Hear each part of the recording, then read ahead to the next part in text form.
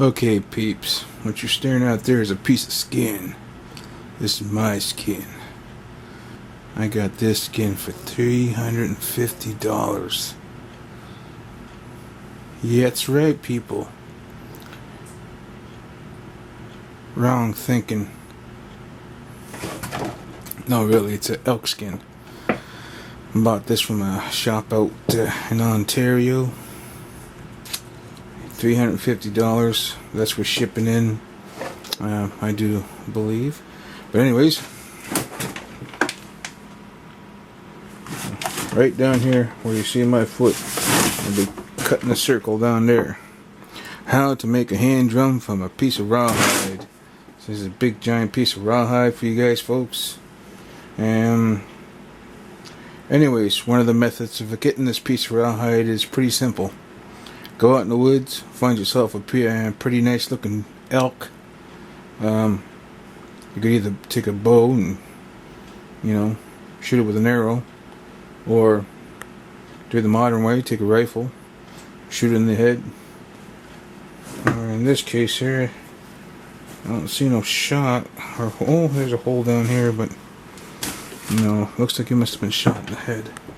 Or there's a hole right there. Other than that, that's the only holes I've seen.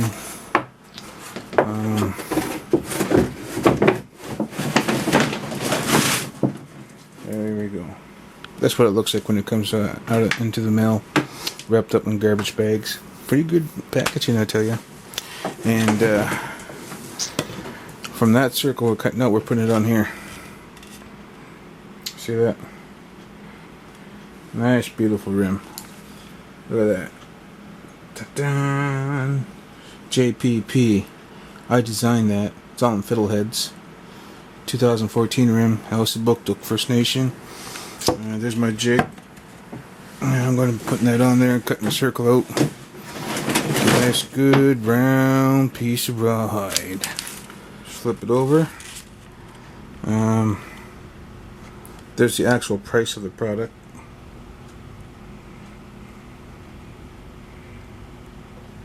A lot of people have been wondering why I make my hand drums so much money. You can see why. Just the price of the piece of rawhide. I didn't go out and shoot this one. I actually purchased it because we don't have elk here on the East Coast. And this here is a white pine, as you can tell. Let's put you right down here.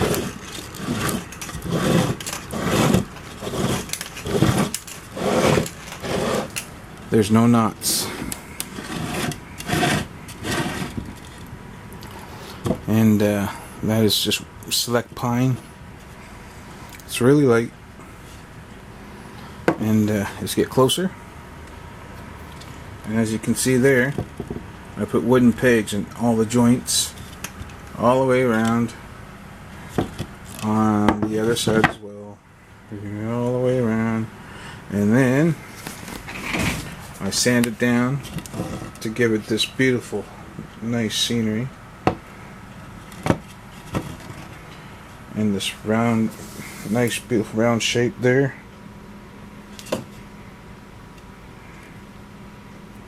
And in order to get this flat, that's true flat, people. And to get that sucker flat, I get this piece of glass here. Let's see here. You can see the sandpaper. It's time to change the sandpaper too. But other than that, that's a pretty heavy piece of glass. Okay, it's heavy too. After sanding, I put it on the piece of glass like so, because I've painted it all blue. And I take a flashlight and I'll go on the outside. Let's let this focus in here. Uh-oh.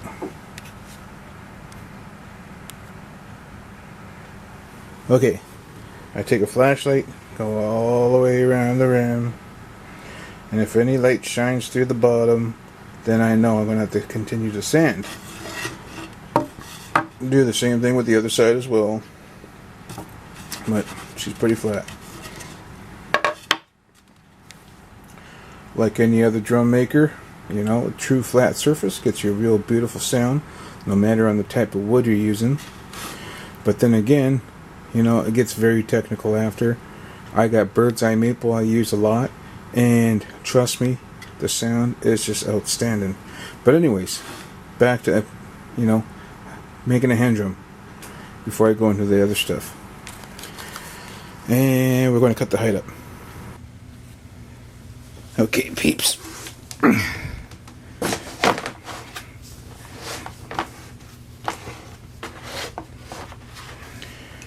After determining the thickest parts of the hides and the thinnest parts, I concluded I am going to be using this one little piece here, because right here is one of the legs. It gets thinner, so we're just going to move it so she gets thick up here, nice and thick, just like so. And then we are going to trace a circle.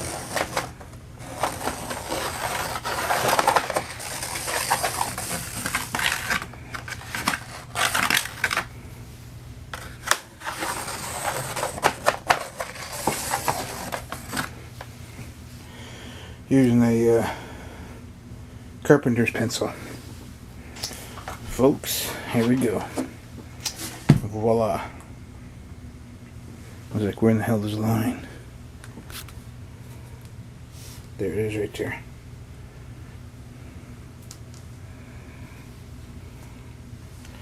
So by the looks of it, you can see how where the fur was, or where it was drying on the... I couldn't tell you exactly where or how in the hell they dry the skin, but yeah.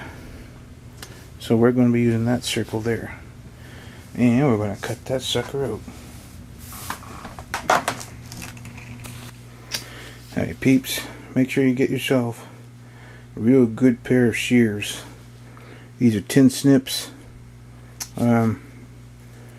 There's a multi-directional symbol right there, people, so make sure you get one of those. Make sure you don't get the left side or right side cut, because all depends if you're left or righty hander. And here we go.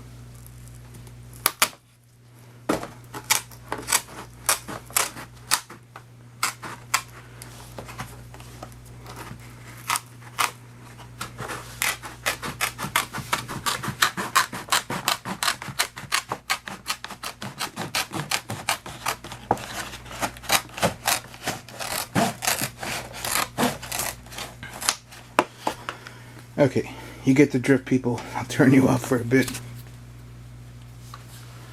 Alright. Just about finished here.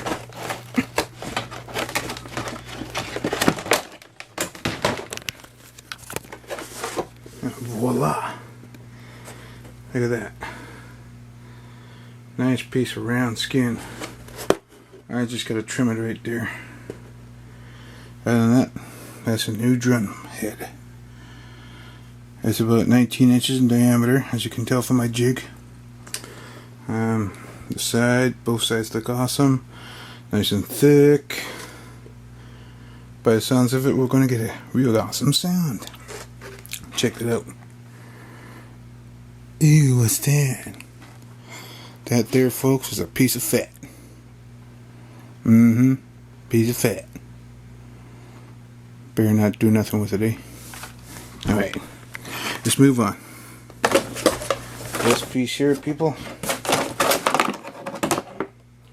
I'm going to soak it up with the drum head, and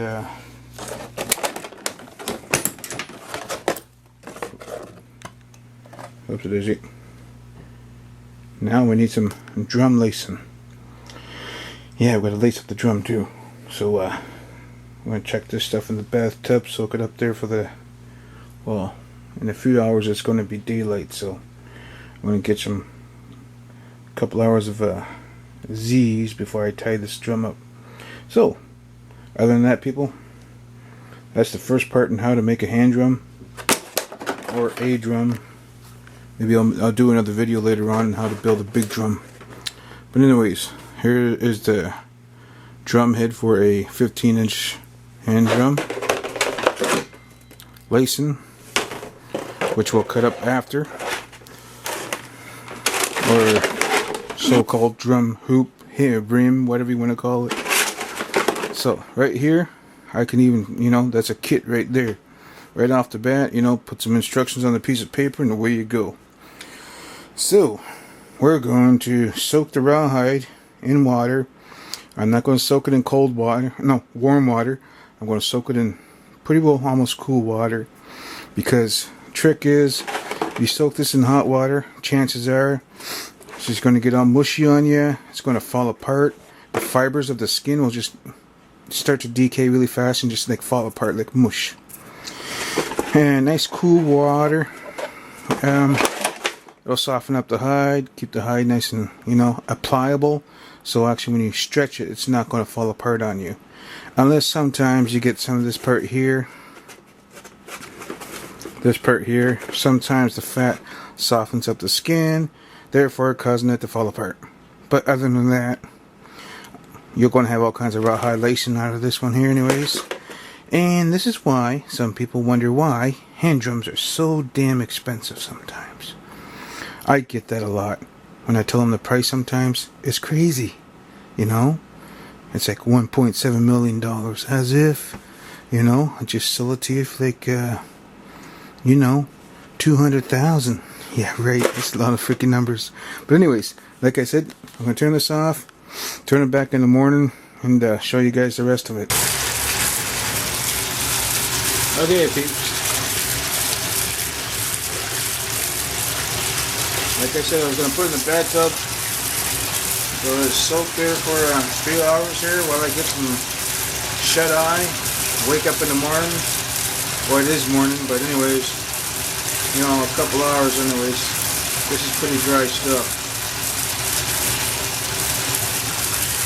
I couldn't tell you exactly the temperature, but like I said before, nice cool, almost lukewarm water. It'll go to room temperature after though, but there you go. See, hard as rock right now. Afterwards it'll get soft.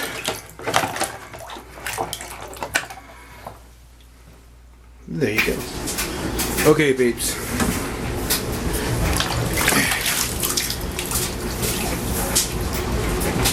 This is what it looks like.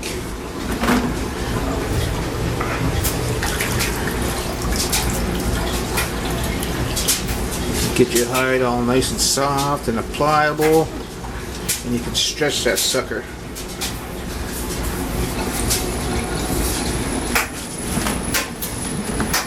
I gotta get the hide out of the bathtub because it's going to be used before I get in trouble. Slap that hide on there, just like so. Never mind the mess, people, in my table. And that's what it looks like right there. And last night we cut it to 19 inches from end to end. It expanded a little bit, or stretched out about 1/4 of an inch, give or take. That's Irvin there sneezing away. Ta-da! And this stuff here we're cutting lacing with. So I'll be back with you guys pretty soon here. Alright, peeps. Like I said, I was starting to cut lace. That whole piece I told you about, look at that. Gonna trim off the edges here. I just cut around the whole piece and just start cutting. Cutting. More cutting. Some more cutting. Some areas here. Just have to trim it off there. And then I'll show you what it looks like over here. Can you see all the grains? Just cut all the way around, just like that. Just like that. See that? All the way around. Just like that. There it is. That's the end right there. Make sure you got yourself a good pair of scissors, by the way. And I go through a lot of paper scissors. I go through a lot of scissors. So make sure you keep them sharp all the time because they're hard cutting through rawhide sometimes. But anyways, that's the lacing part, and I gotta get the hole puncher and start marking the holes up and get ready to go. So I'm gonna mosey on. Okay folks, here we go. All that nice beautiful elk lacing. Nice. Here's one end here. But anyways, I think I got about 30 feet of that right now, give or take. That's more than enough to do the one hand drum. So we're going to put that back in some water and let that soak up. The drum head's right here. Still damp, so I guess I'm going to soak that up again. But here's the scraps. Not enough to make anything with.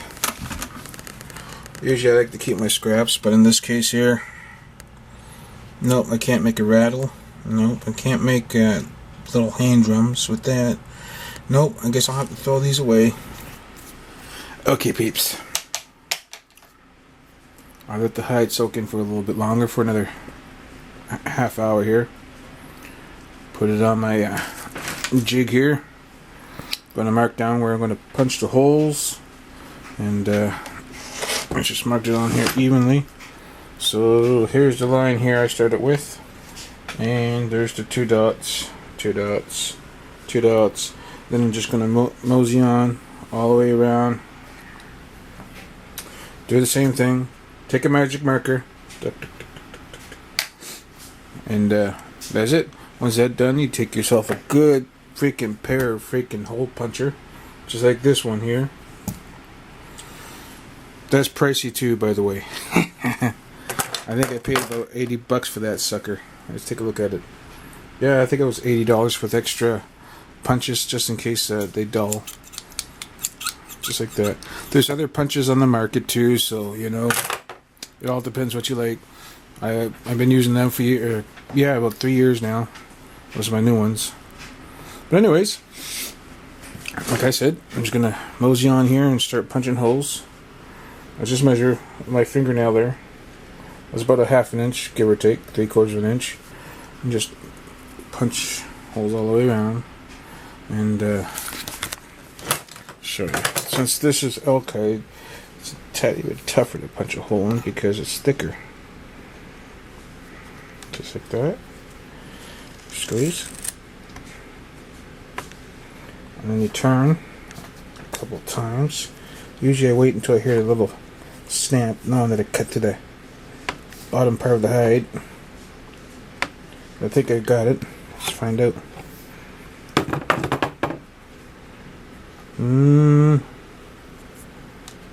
No, I didn't get it all the way through. But that's what it looks like though. As you can tell, I finished punching all the holes all the way around. Now, for the next step, we're going to put this sucker together. Now I'm just going to keep the hide on here. I'm not going to move it, do no special thing to it. Grab the rim or the hoop and place it on top like so. And then we're going to take the lacing that I cut up and we're going to lace this up. So just hold on a second. I'm going to grab a tripod too, and so we can record and lace at the same time.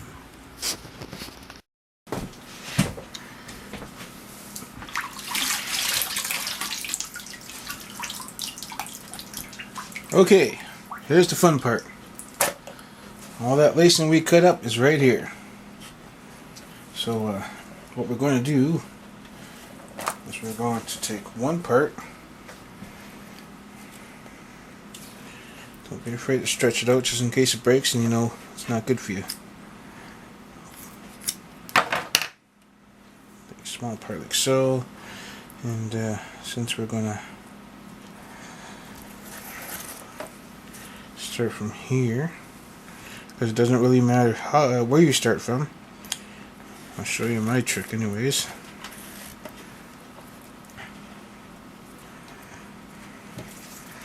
I leave about, oh, maybe I should just add a little bit more to this, because I'm doing this for a customer of mine. And I'm leaving about good 2 feet maybe. Oh, and tie a knot at this end right here. Just a ordinary slip knot, just like that. Just as you would tie a half a shoelace. And now we gotta find the end to this side. Probably can't see me right now, but that's okay. Trying to make sure there's no knots in here. See? Like this. This is common, but that's okay. We're going to use quite a bit. There's quite a bit here, so it shouldn't take too much to tell you the truth. But anyways, I found the end.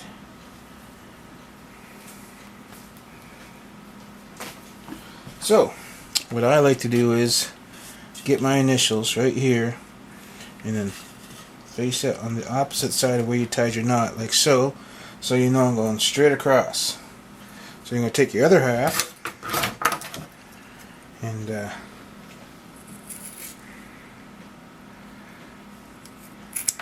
we go. I like to make a point. It's easier. And then we're going to go straight across here. Right over here. And we're going from outside to in. And then inside out.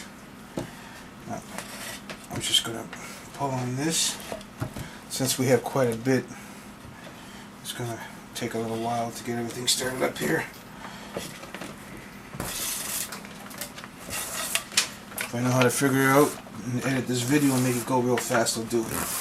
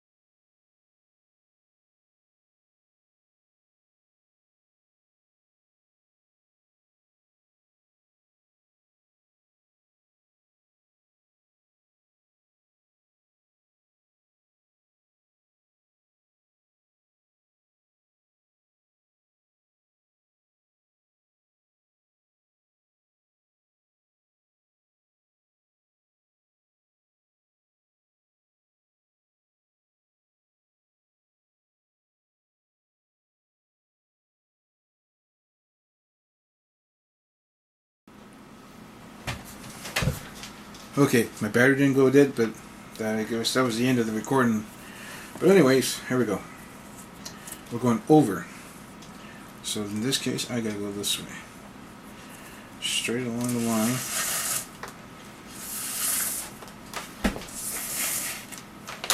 So that's probably going. I'm going to have to cut some parts of the video out though.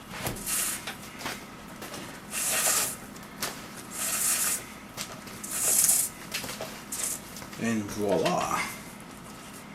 Look at that. See that? You can do whichever you want to do with it, you know. From here on, this is where the handle comes into play. So we're going to take the small short end. We're going to make a knot here. Just like so. And we are going to start our handle. A lot of people always have a hard time on this part, but since everything's already cut out and everything's ready to go, we're going to start with 1, 2, 3, and 4.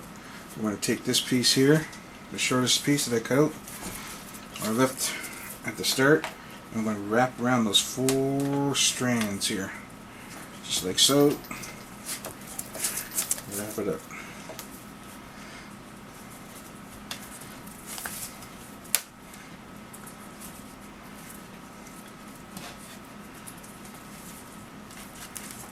Just like so. Every time you wrap it around, just give it a good tug, because this is where the strength of your handle is going to come into play.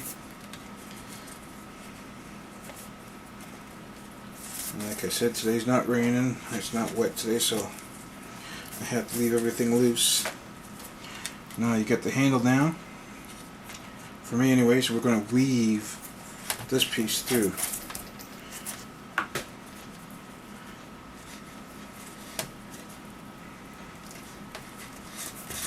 Weave it through just like you would weave in a basket. Some people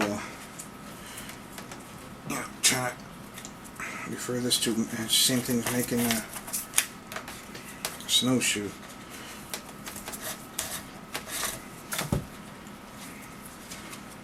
So at the end of this, you're going to see a beautiful freaking weave.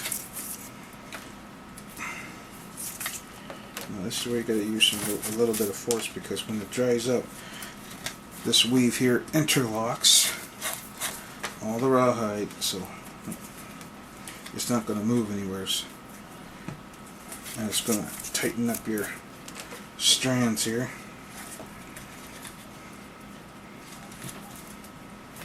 Just like so.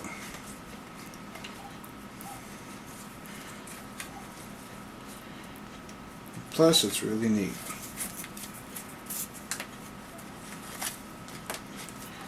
Just like so. See that?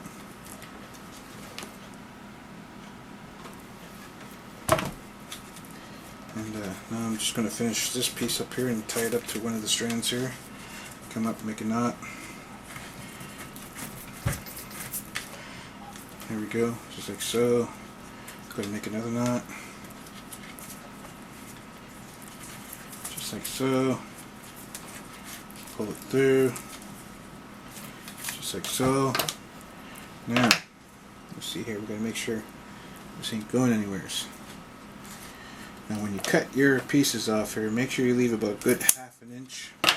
So when it dries, you have to remember, rawhide shrinks. So yeah. A long piece, just cut a good couple feet off of it. And we'll do the exact same thing on this side here too, to make our handle. So 1, 2, 3, 4. You all know automatically that's that side. 1, 2, 3, and 4. And you only have 4 left on this side, so you know what that is. 4 times 4 is 16. So that's what I got in there. Now, don't think just because everything's in 4s it's a magical number now. A lot of people will say, well, it depends whereabouts in the neighborhood you're from. If you're out west there, you know, you're basically making the shape of a medicine wheel when you do this.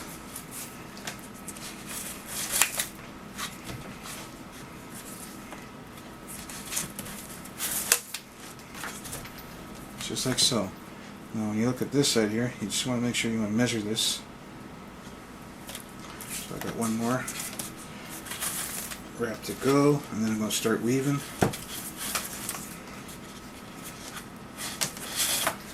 Now as you notice, I don't use a measuring tape on this time around. Just go by eye. That's how things are usually done, I guess. Let's see here. What did I do wrong here? See, even I make mistakes. Okay. There we go.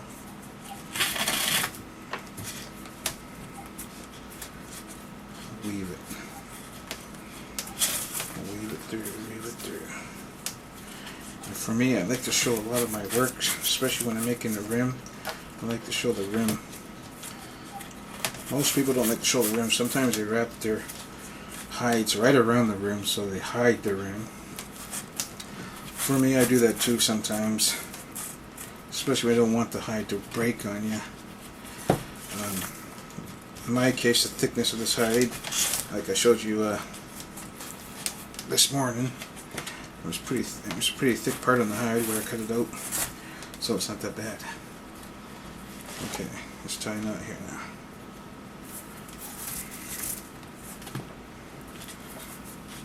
This one is long arse videos.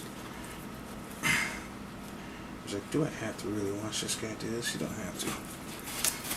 It's YouTube. Just click the button. And that's it. Like I said, maybe about a good ½ an inch, just like so. And voila. Now I got this piece here. Probably save that for after. The rest of the lacing, got about, give or take, let's see here, 19, 20, give or take about, I said about 3 feet,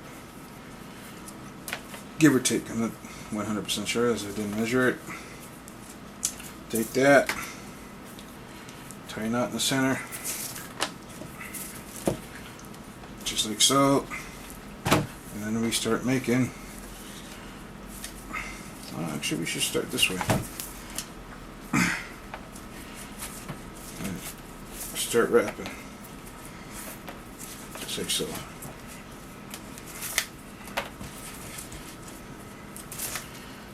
So I had a comment in one of my videos before when I did the hand drum video, was, yeah, it's hard to start the handle. But as long as you got the numbers down, and it's not that hard.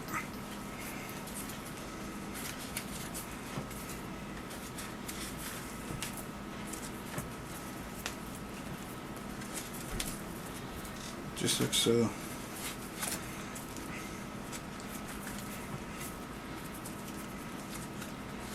Just like so.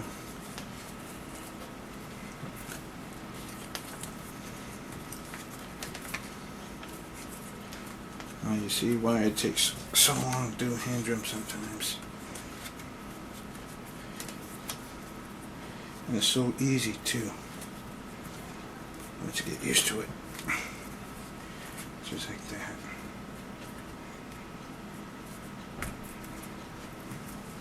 Just like so. Here I probably won't because it's pretty short.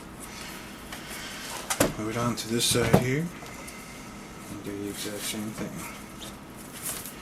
This one was real long. There's videos there. It's going to take forever.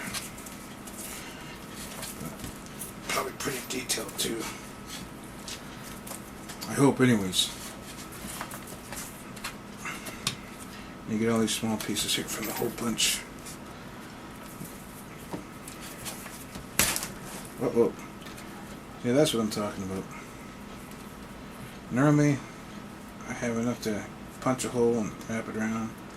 But in this case, we're going to tie an old-fashioned square knot. Tie it up just like so. Wrap. Because that's not going to affect the performance of this drum. I hope not anyways.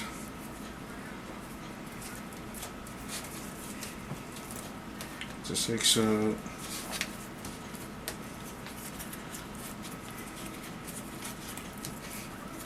Now if I did a pretty good job on this video here, peeps, let me know. Drop a line. It's one of many videos I've done before in the past.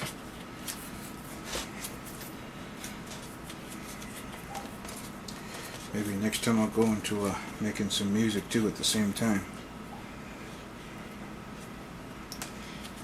Running out of rawhide to tie a knot, so there we go. And voila.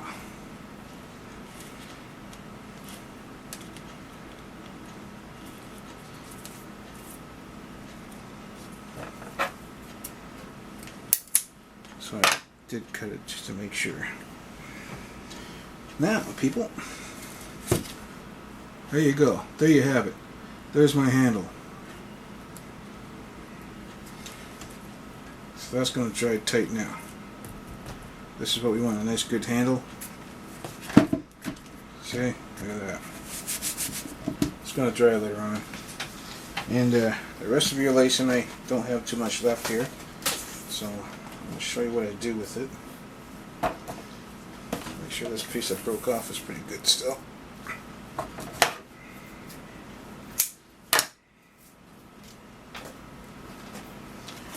going to take that last piece there, I'm going to tie it together here. Check this out. And we're going to wrap it around here to keep the edges from flapping out like a bottle cap. I like to call it bottle cap though, because it looks like a bottle cap when I'm done.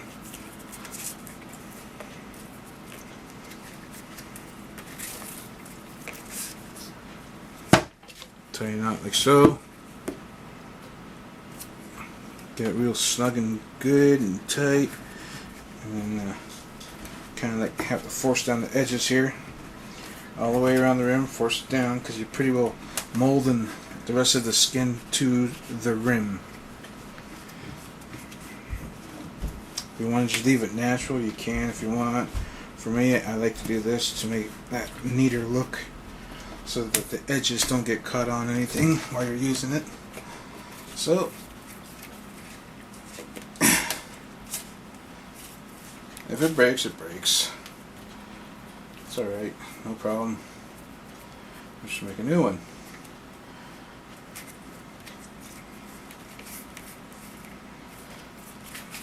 Tie a knot. Force it back. Force it down.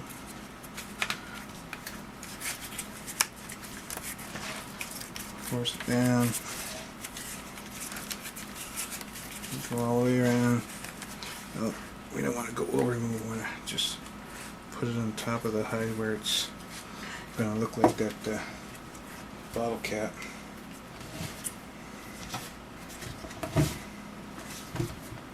And we're going to let this sucker dry.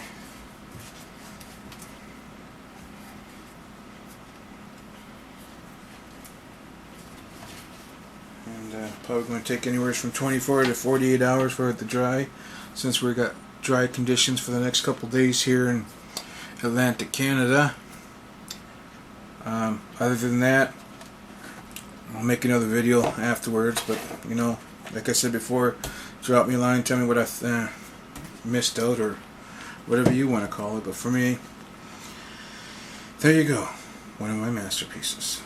JJP,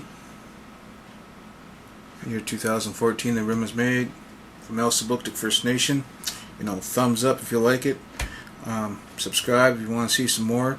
I got powwow videos, I got hand drum videos, I got all kinds of car stuff. But like my channel says, thanks for tuning in.